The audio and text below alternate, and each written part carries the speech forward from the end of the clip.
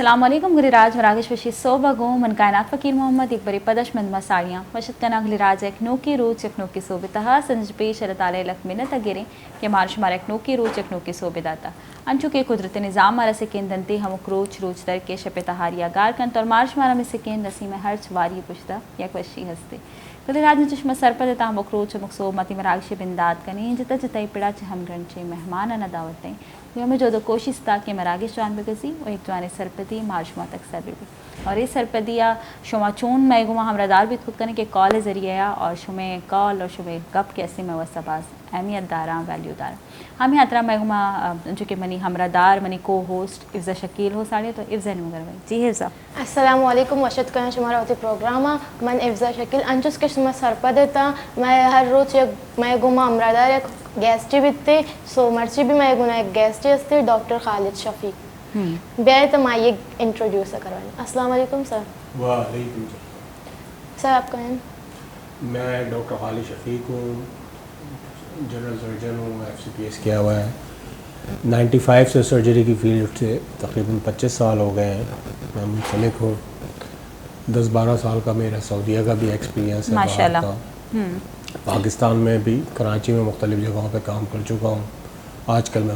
मुर्शिद हॉस्पिटल से माशाल्लाह अंचु की डॉक्टर साहब मैं गुमा हमरादारी और अंचु इफ्ज़े माशाल्लाह जैसे तारुफ कनाएं डॉक्टर साहब है और मैदा बोगुशा की मरूची माँ जैसे गाल ब्लडर स्टोन हवाले गाल स्टोन हवाले गप कने के अर्निया बीमारी आमतौर पर मगोशी के मर्दी आदमाना के बीते ये सबब चाहिए इसबाब चाहिए कॉजेस चाहिए सिम्टम्स चाहिए दुरुस्ती चीज़ानी कैसे हवाले मरूची डॉक्टर साहब गुमा कबूतरान करें जी डॉक्टर साहब अर्निया की बीमारी जो कि बहुत आम बीमारी है कॉमन जाना वो बीमारी है लेकिन ये कॉजेज़ क्या हैं क्यों होती है हर्निया और क्या है हर्निया? देखें जी, हर्निया मुख्तलिफ़ किस्म के होते हैं, मुख्तलिफ़ अक़साम के होते हैं। अमूमी तौर पे जो हम कुछ हमारी जो पेट की आगे की दीवार है उसमें कुछ वीक पॉइंट्स होते हैं, कुछ कमज़ोर पॉइंट्स होते हैं। तो कुछ पैदाइशी हर्निया होते हैं, कुछ बच्चों में जब पैदा होते हैं तो वही वीक पॉइंट्स जो है ना वो कमज़ोर रह जाते हैं। ठीक है, जो डेवलपमेंटल डिसऑर्डर है उसकी वजह से हर्निया होते हैं, जैसे इंग्वाइनल हर्निया। तो वो हमारे नीचे जो टांग और जहाँ पे पेट इन दोनों के जॉइंट हैं वहाँ पर स्वेलिंग पैदा होती है, तो वो पैदाइशी तौर पर होते हैं, तो वो कंजेनाइटल हर्नियास कहलाते हैं। और कुछ वो जो कि पैदा होने के बाद एक ख़ास उम्र में जाके होते हैं, जवानी की उम्र में, वो एक्वायर्ड कहलाते हैं। तो वो भी बेसिकली रीज़न यही होती है कि हमारे जो जिस्म के ये वीक पॉइंट्स हैं वो उन लोगों में जिनमें हर्निया होता है वो वीक रह जाते हैं डेवलपमेंटली। तो वहीं पे जो है थोड़े से स्ट्रेसेस, बेसिकली हर्निया की रीज़न क्या है, हर्निया की जो हमारी ये जो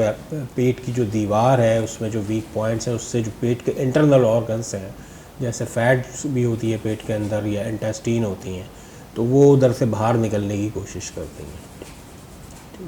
एंड वही जो इंटेस्टीन वगैरह हैं वो बाद औक़ात ये भी होता है कि अचानक कोई झटका लगता है, कोई इसी तरह से कोई जर्क पैदा होता है तो उसकी वजह से अचानक बाहर निकलती हैं और अंदर जा नहीं पाती, तो जिसकी वजह से उसके रास्ते में रुकावट हो जाती है और फिर उल्टियाँ और पेट के दर्द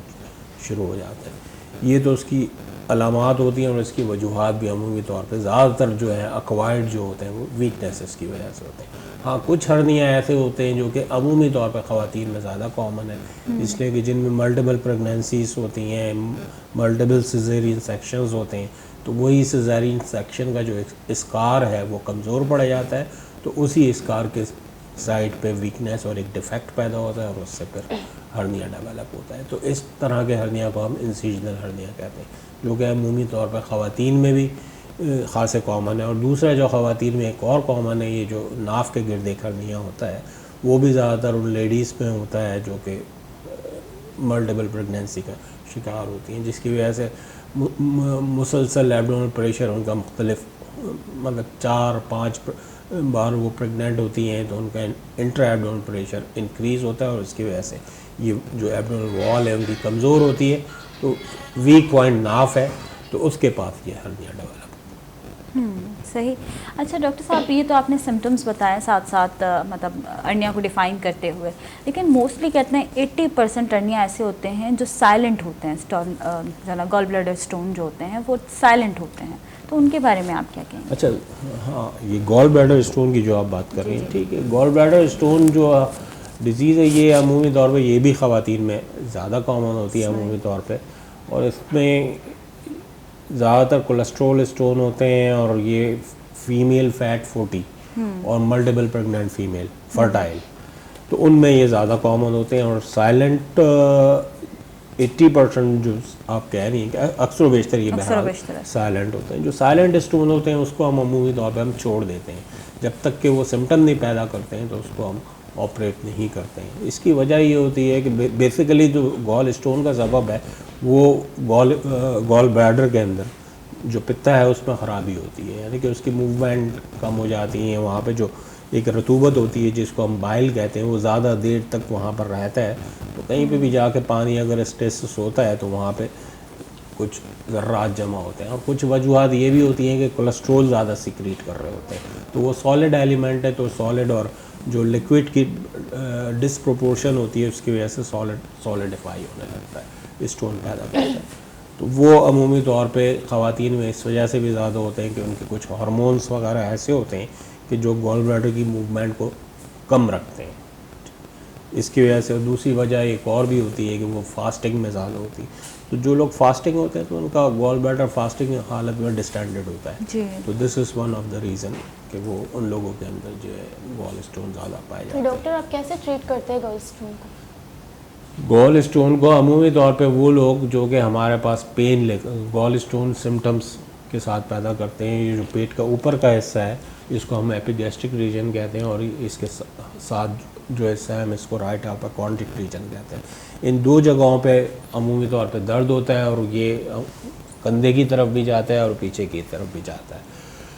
तो जब इस तरह की अलामात और इसके साथ साथ उल्टियाँ भी पैदा होती हैं, तो इस तरह की अलामात लेकर जब पेशेंट आता है तो फिर इसको ट्रीट करना ज़रूरी हो जाता है। इसकी वजह यह है कि जनाब ये जो स्टोन होते हैं इससे गॉल ब्लैडर से मुख्तलिफ नालियाँ निकल रही होती हैं, जो कि जिगर से निकली हुई नाली से जाके जुड़ती है, और वही नाली जो है हमारी छोटी आंत के पहले हिस्से में जाके खुलती है, और उन नालियों के ज़रिए, उन ट्यूब्स के ज़रिए जो जिगर हमारा रतूबतें बना रहा होता है, और जो कि फैटी फूड जो हम खाते हैं उसकी डाइजेशन के लिए, उसके हाजमे के लिए बहुत ज़रूरी होती है वो रतूबतें। तो वो रतूबतें जो हैं वो छोटी आंत तक जाती हैं। जो हम फ़ैट खाते हैं तो वहाँ पे वो फ़ैट जब वहाँ पे पहुँचती है तो उसको डाइजेस्ट करती हैं रतूबतें। जिनको गॉल स्टोन हो जाते हैं तो वो स्टोन जो है वो ये पित्ते की नाली से निकल के उस बड़ी नाली में जाके बाज़ औक़ात फंस जाते हैं, तो जिसकी वजह से वो रतूबतें छोटी आंत में जा नहीं पाती हैं, और वही नाली फूलते फूलते पेशेंट को जॉन्डिस होता है, सर्दी के साथ बुखार हो जाता है। ये तमाम कॉम्प्लिकेशन, यहाँ तक कि बड़ी एक सीरियस किस्म की उसको कॉम्प्लिकेशन डेवलप हो सकती है। इसको हम कोलेंजाइटिस भी कहते हैं, असेंडिंग कोलेंजाइटिस, सर्दी के साथ बुखार होना, और फिर वो सेप्टिसीमिया और ख़ासा सीरियस कंडीशन तो में डॉक्टर साहब मज़ीद रिस्क फैक्टर्स क्या हैं और कॉम्प्लिकेशंस मज़ीद इसमें क्या क्या हो सकती हैं? गॉल स्टोन में बेसिकली जो कॉम्प्लिकेशन, एक तो ये एक इम्पॉर्टेंट कॉम्प्लिकेशन है जो कि ट्यूब्स में जाके स्टोन का फंसना और जॉन्डिस का हो जाना। अच्छा, इसके अलावा फिर जो गॉल ब्लैडर है, पित्ता,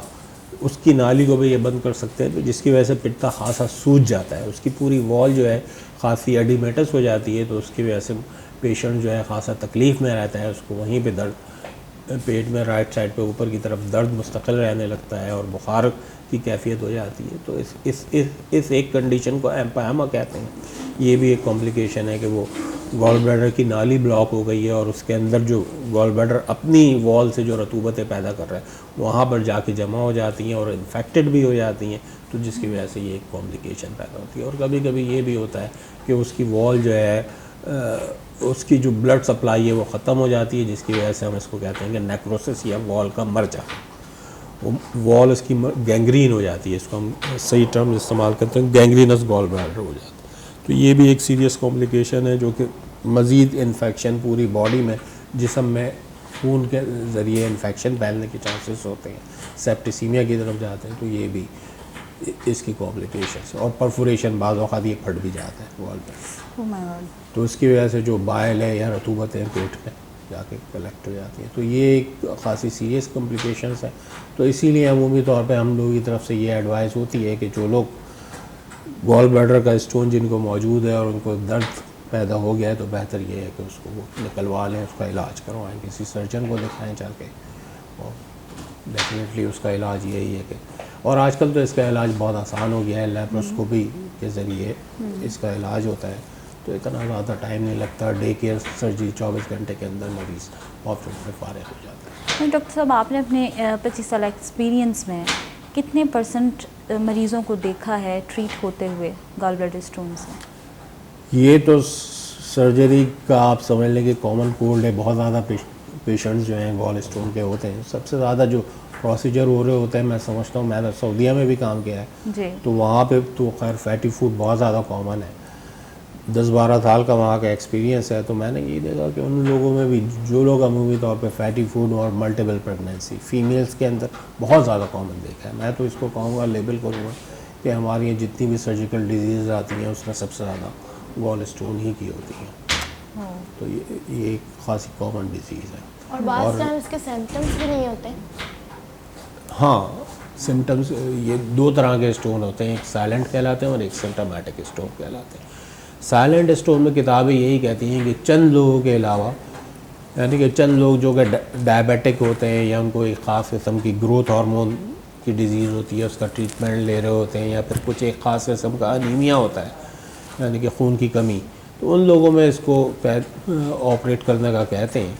ठीक है। या फिर कोई किसी और वजह से उसकी कोई पेट में तकलीफ़ हुई है और किसी और वजह से उसका कोई पेट का ऑपरेशन हो रहा है, तो उस वक्त जो है साइलेंट स्टोन को हम निकाल देते हैं। वैसे अमूमी तौर पे ज़रूरत नहीं होती है। साइलेंट जो गॉल ब्लैडर स्टोन है वो ऐसा कोई इतना मसला नहीं है, वो आप छोड़ सकते हैं उसको। तो अगर नेचुरल ट्रीटमेंट की बात की जाए, आप भी जानते हैं कि हमारा माशरा ऐसा है कि वो हर चीज़ में पहले नेचुरल ट्रीटमेंट की बात करता है जी। तो नेचुरल ट्रीटमेंट को कहीं कहीं डॉक्टर भी प्रेफर करते हैं। आप एज अ डॉक्टर क्या कहते हैं इस मतलब? देखिए, अगर आप गॉल स्टोन डिजीज़ की बात कर रही हैं तो यहाँ पे कोई ऐसा नेचुरल कुछ लोग हैं, एक कुछ दवाएं आती हैं कोलिस्टायरामिन और मुख्तलिफ़ किस्म की, जो कि वो कहते हैं कि डिज़ोल्व करते हैं, वो बाइल एसिड्स कहलाते हैं। वही चीज़ें जो कि हमारे अंदर, लेकिन उसको इस्तेमाल करने के बाद भी एक्सपीरियंस यही कहता है कि उसका कोई अमूमी तौर पर फ़ायदा नहीं होता है। वो 1-2 साल तक वो लोग इस्तेमाल करके आते हैं वापस, और जब हम उनका अल्ट्रासाउंड करवाते हैं तो वही स्टोन बेसिकली गॉल ब्लैडर, जब प्रॉब्लम इसमें यह है कि उसको अगर आप डिज़ोल्व कर भी दें स्टोन को, तो वो दोबारा स्टोन बना देगा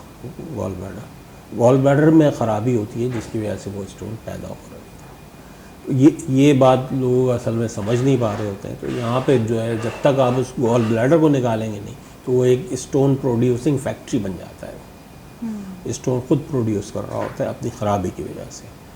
तो मेन रीज़न तो गॉल ब्लैडर है स्टोन बनाने में, तो उसको तो रिमूव करना ज़रूरी है। तो वहाँ पे कोई नेचुरल ट्रीटमेंट मैं नहीं समझता कि कोई इफेक्टिव। तो ये मिथ्स में काउंट होता है, लोग ट्रीट करते हैं लाइक अगर आपको पित्ते की पथरी है तो आप जो है वो ड्रिंक्स का इस्तेमाल ज़्यादा करें, नेचुरल ड्रिंक्स का इस्तेमाल करें, और उससे ये खुद से ही आप जो है ना वो स्टोन आउट कर सकते हैं। आपको खुद से हिम्मत करनी होगी। बहुत सी ऐसी बातें हैं, बहुत सी ऐसी बातें कही जाती हैं, लेकिन अमूमी तौर पर ये बातें, अब तक का तजर्बा यही है कि खासे लोग मुख्तलिफ़ किस्म के ट्रीटमेंट, अल्टीमेटली वो आते हैं हम लोगों के पास ही हैं, एट लास्ट उनके पास यही एट ऑप्शन लास्ट हम आता लोगों है। के पास आते हैं। तो नेचुरल ट्रीटमेंट इसमें तो कम से कम कोई इफेक्टिव नहीं है। What about the precaution doctor साहब की अगर हम बात करें कि किसी भी बीमारी से बचने के लिए कहीं ना कहीं लाइफस्टाइल मैटर करती है,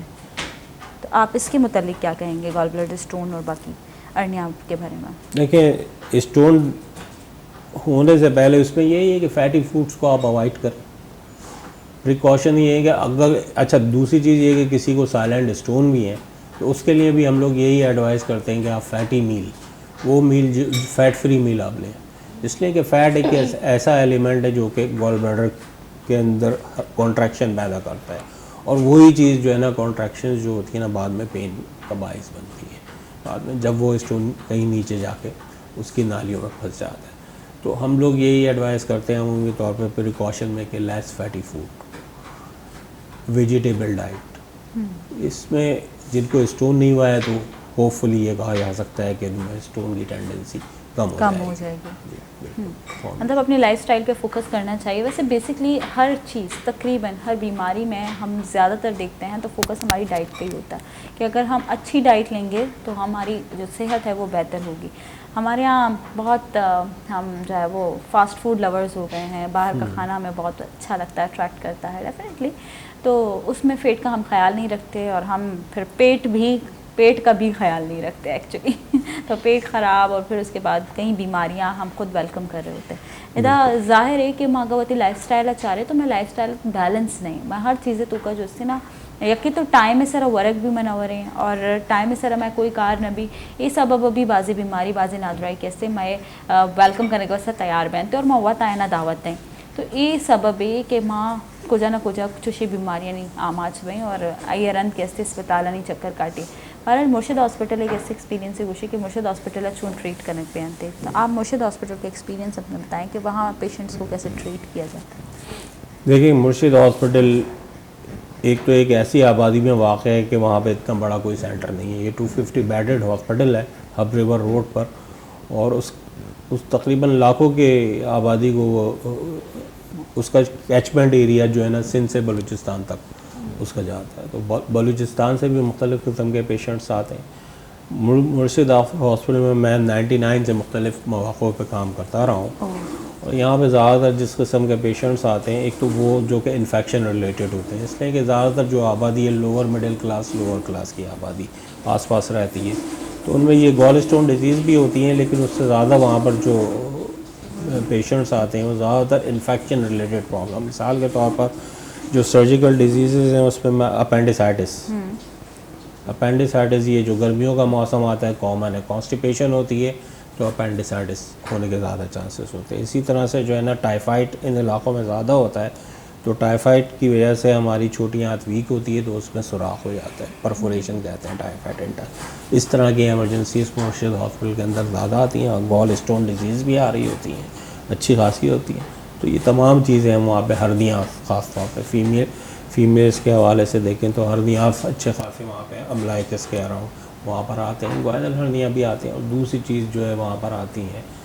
जो बवासीर है या इन्फेक्शन है, बेसिकली जो लोअर ट्रैक की जो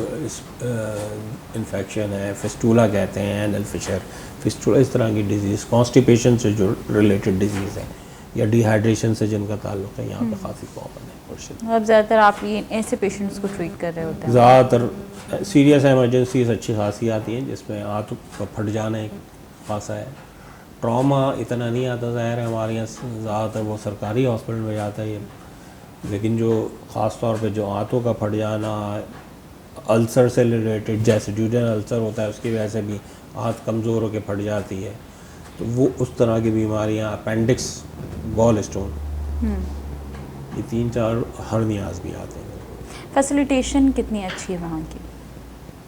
तमाम ये बेसिक्स तमाम हम सर्जरीज़ कर लेते हैं, फैसिलिटीज़ अच्छी है हमारे पास, आईसीयू फैसिलिटी मौजूद है, वेंटिलेटर मौजूद है, तो पोस्ट ऑफ केयर भी पेशेंट्स को अच्छा खासा बड़ा हॉस्पिटल है, 250 बेडेड हॉस्पिटल है,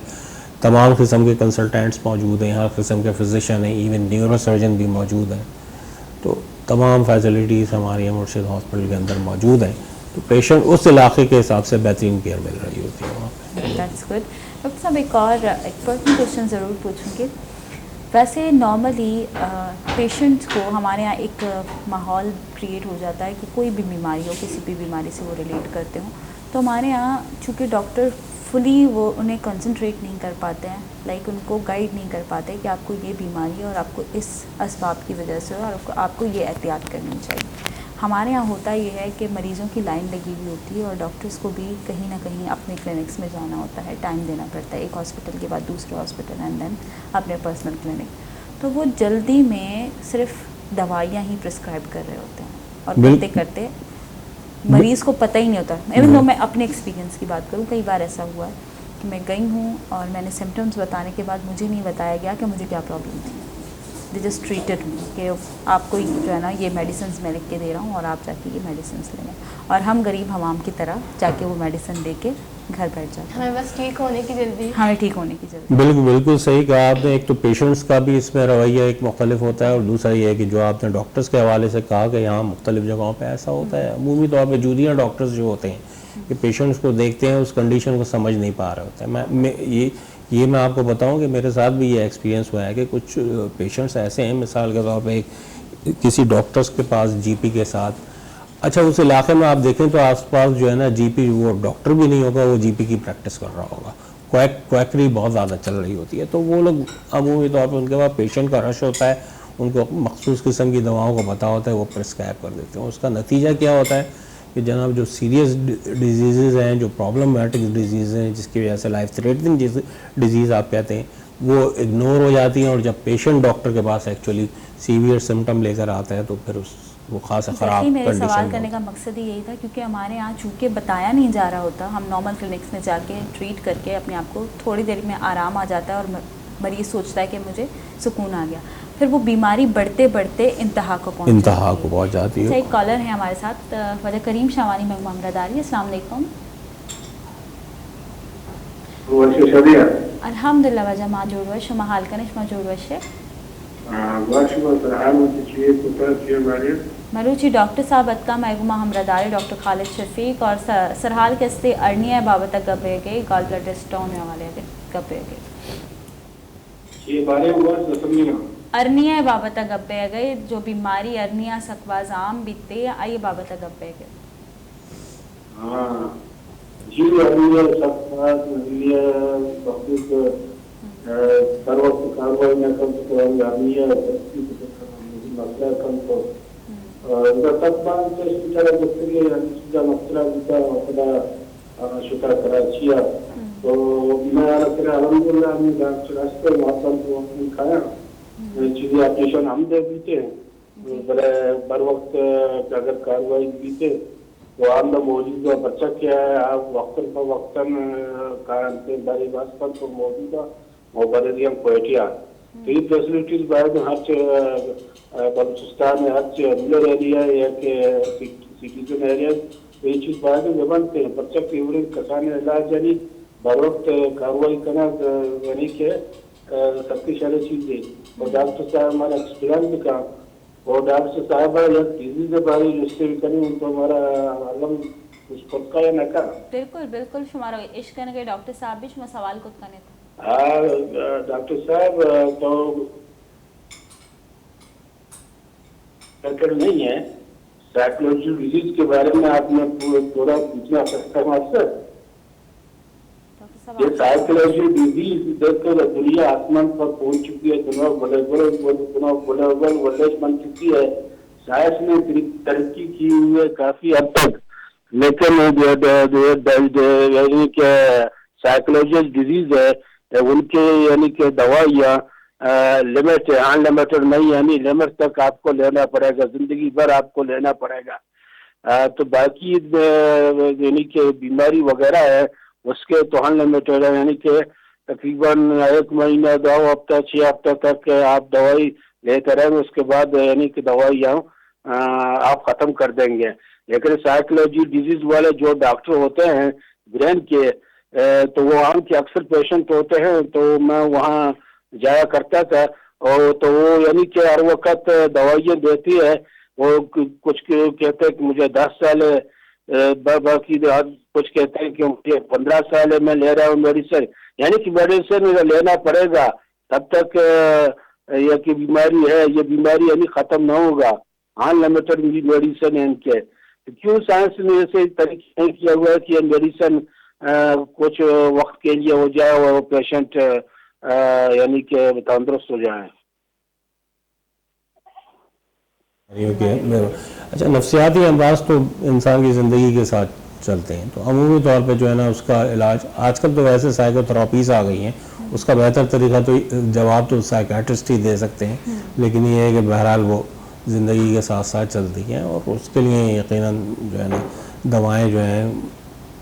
अक्सर बेशतर तमाम ज़िंदगी लेनी पड़ती हैं। उसको कंट्रोल करने के क्योंकि इमोशनली इंसान कैसे स्ट्रेस तो का या परेशानी तो का ही कैसे नफसियाती बीमारियां ने शिकार बिकते और ये सबब हमें भी कि मुख्तलिफ मतलब रीजंस बयान थे चीज़ ये कैसे सीवियर स्टेज है ये सोच करना कि ये एकदम एक्सेस ज़रा तो आ तरह कैसे अटैक करते और ज़ाहिर है जिंदगी में अंटी इमोशंस और अंटी चीज़ अटैच ना कि आता हयात तई गुमा अटैच में अंचो मेडिसिन हम अतरा हम हद तक कैसे ट्रीट करते जब तक के तई साइकिक जैसे इशू हल में भी और नॉर्मली नफसियाती इश्यूज़ जो हंसना आ इंसान अमा वादा कुछ विलिंग भी और दुमी अबर कि अगर लूटी कि आप ट्रामा चे दरबे हमारा नफसियात है जैसे हम चुशिना चे फैक्टर चे दरबे वत विलिंग भी तब जाकर ये फैमिली है ये जो लव वंस हैं जो ये फ्रेंड्स हस्ता ये करीबी हस्ता कुर्बत दारन ते ये गुमा आ ये बेहतरी का पार्ट तो करना अदरवाइज़ ये जैसे मेडिसिन और बाकी तमाम चीज़ वो सिर्फ बराए नाम या जिंदग दारगे एक तरीके कार अदरवाइज नफसियाती जैसे जो अटैक का अंत है आइए अच्छे बेहतर ट्रीटमेंट हमेशा के आइए कुर्बतदार आइए करीबी जैसे ये समझे की कोशिश भी करना और या ट्रामा से कशे की कोशिश भी करना पारन आए होती सरहा लेने बगा। अच्छा डॉक्टर साहब कुछ ऐसे भी लोग हैं जिनको पता है कि कुछ मरीज़ ऐसे होते हैं जिनको पता है उन्हें अर्निया है जिनको पता है उनको गॉल स्टोन्स हैं उसके बावजूद वो इग्नोर कर जाते हैं ऐसे मरीज़ों के हवाले से कितने उनको लाइफ का ख़तरा हो सकता है या उनको मज़ीद आगे जाकर कितनी कॉम्प्लिकेशंस फेस करनी बिल्कुल ऐसा देखें गॉल स्टोन में जैसे हमने बात कही पहले भी बात की ये दो तरह के साइलेंट होते हैं और सिम्टोमेटिक होते हैं तो हम लोग एडवाइस यही करते हैं अगर पेशेंट सेहत की अच्छी हालत में है और उसको सिम्टम्स डेवलप हो गए हैं तो उसके लिए बेहतर ये है कि वो डॉक्टर से एडवाइस ले और सर्जरी की तरफ अगर जा सकता है तो वो सबसे बेहतर चीज़ है उसके लिए। इसी तरह से हर्निया हैं कुछ हर्निया ऐसे होते हैं कि देखें हर्निया में भी ताल्लुक़ होता है कि जो डिफेक्ट है यानी कि एक हमारी जो पेट की शीत है उसके अंदर जो सुराख है वो कितना बड़ा है अगर वो साइज़ अच्छा खासा बड़ा है तो हर्निया आता भी है और जाता भी है ईजी है तो उसमें तो इतना ज़रूरत नहीं पड़ती है कोई किसी कॉम्प्लिकेशन होने के चांसेस कम होते हैं इस तरह के हर्नियाज में। लेकिन जिनकी नेक थोड़ी सी छोटी होती है कम साइज़ की होती है तो उसमें कॉम्प्लिकेशन उसमें सबसे इम्पॉर्टेंट चीज़ यही है कि आंत का एक हिस्सा बाहर निकल के आएगा और अंदर वापस नहीं जाएगा जिसकी वजह से वो आंत डैमेज भी हो सकती है।